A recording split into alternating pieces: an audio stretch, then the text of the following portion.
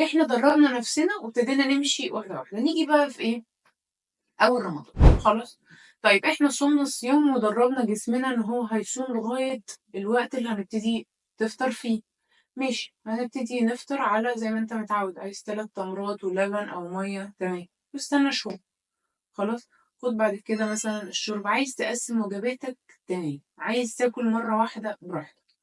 بُصّوا يا جماعة، يعني صدّقوني، يعني هي في ترندات طالعة كتير، هي في الآخر calories in calories out. فأنت دخّلت وجبتين، دخّلت 5، دخّلت 10، الcalories لو زادت أنت هتزيد، لو ثبتت أنت هتثبت، لو قلّت أنت هتنقص، خلاص؟ فأنت دي ضبّطها، مش عارف روح لمتخصصين، بلاش أنا. يعني مش باعمل لك دعاية، بس صدّقني امشي صح هتوصل للهدف بتاعك.